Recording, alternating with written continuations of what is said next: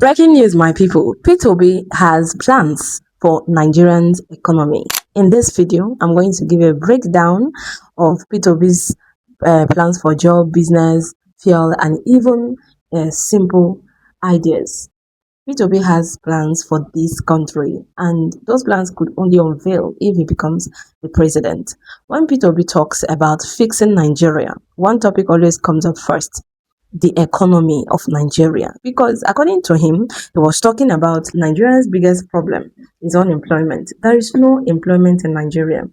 A lot of graduates are now roaming the streets. So many of them have been involved in taking people, abducting people into the bush and doing some illegal stuffs and activities because of unemployment in the country. Poverty was one of the things P2B mentions as often as whenever he's talking. Insecurity. Many families have been displaced in the country as a result of insecurity. Many homes have been crashed to rubble. Rising prices of fuel in the country and foodstuffs. Families, low budget families, average families can no longer feed very well because of the high cost of living. So all these things he talked about and boils down to corruption. So it looks like this pattern of the talks coming from P2B specifically is based on changing the economy of Nigeria. But for many Nigerians, economic discussions can sound too complicated. Yes, because some of them, they have real questions to ask. What exactly is P2B's plan about the economy of Nigeria in a very simple term? What would he talk like? What would he really like to focus on when it comes to job, business, film, everyday struggle Nigerians face? So this looks like it's about a lot of things. P2B talks about economic breakdown and how to fix them. But there are a lot of talks inside these economic issues. First, P2B believes Nigeria spends too much money on consumption instead of production. We spend too much on consuming stuffs more than production. So in a very simple language, he believes Nigeria buys too many things from outside the country. We don't produce anything in the country. Nothing is produced locally. For example, Nigeria imports many goods that could actually be produced in the country by Nigerians, farmers, factories, industries, and even business. According to P2B, this weakens the economy so badly because money keeps leaving the country. Money keeps leaving. Instead of creating jobs inside the country, we keep on buying. This is what he means by fixing the economic issue in Nigeria. Move Nigeria from consumption to production. That is what it looks like to fix the economy of Nigeria. So that means encouraging more farming systems, manufacturing of goods, exports, and even local industries. Now, talking about jobs, P2B talks about creating job opportunities. One reason unemployment remains high in Nigeria is because there is no enough industries creating these jobs. Assuming there are industries, refineries, workspace, factories, production spaces, Nigerian youth will work and there will be job. Young people will see what to lay their hands on. Now, many graduates finish school with no job waiting for them. You can't even be sure of the job you might be getting. You will see a graduate working in Nigeria and they can't even earn good amount of money that worth that stress. P2B often says the solution is to support sectors that naturally, create employment. For example, agricultural sector creates employment naturally. If you study agriculture in Nigeria, people laugh at you. They see you like a farmer, a local farmer.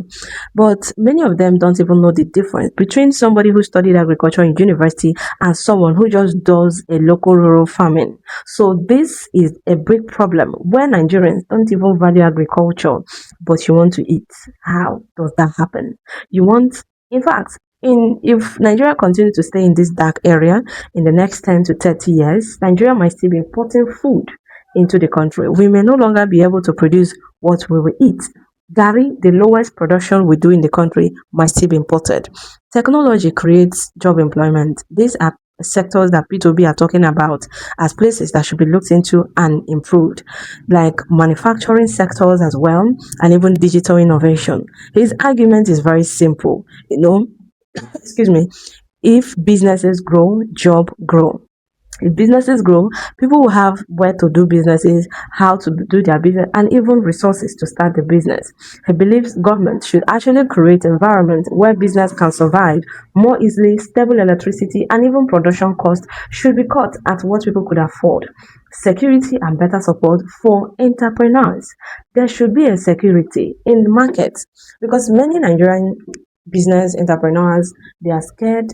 When you see people opening their shop, they have to get their shop secured before even putting goods. Because right now, many Nigerian businesses struggle so badly. These are one of the things P2B is talking about. Some companies spend huge amount of money on fuel and generators just to stay on lights, stay open. So those things are issues. Small business owners face rising transportation costs. Going from your house to work, you've spent too much on stable power supply and even inflation. All these things are the things P2B argues about. Reducing this pressure would help business expand so well and even employ more people. Now, talking about fuel, remember I told you that P2B is talking about fixing Nigeria. Fixing Nigeria starting from economy, business, fuel, and more. So I'm moving to fuel, where he talked about fuel is one of the most emotional issues in Nigeria because it affects almost everything: transportation, food cost, electricity, and daily survival. So that is why he's even talking about fuel. P2B has reportedly spoken about the importance of fixing Nigerians' refinery systems, where crudes are being refined and fuels are being produced. Nigeria is one of the most Africa's largest oil producers, but we don't even have enough fuel. We don't even have fuel at a lowest price. When you travel to other countries like Oman, all those countries that have fuel, Kuwait, Dubai, fuel is nothing in their country, very cheap. But here in Nigeria, you spend so much to even buy fuel. How do you feed? All these things are the things P2B is talking about. So for those of you that are still very confused on what the issue has been, this is one of the Africa's oil producer, which is Nigeria. Too many Nigerians like this makes little sense. All these things. Obi's positions has generally focused on improving the country, the local refinery capacity, and reducing dependency on fuel imports over time. The idea is simple to understand. If Nigeria refines more fuel locally, the cost of importing fuels will reduce. The country could reduce pressure on fuel supply and even possibly improve economic stability. However, fuel subsidy itself remains a complicated issue. Yes, many economists believe subsidies cost Nigeria huge amount of money, and that happens yearly. So ordinarily, yeah, citizens fear subsidy. Yes, subsidy removal because it often leads to higher fuel prices and increased hardship. I'm just going to leave this video here. I don't want to make this video too long, but I'm just going to tell you to stay tuned on this channel. Subscribe to my YouTube channel for more news and information around the world. I'll keep you updated. Yeah.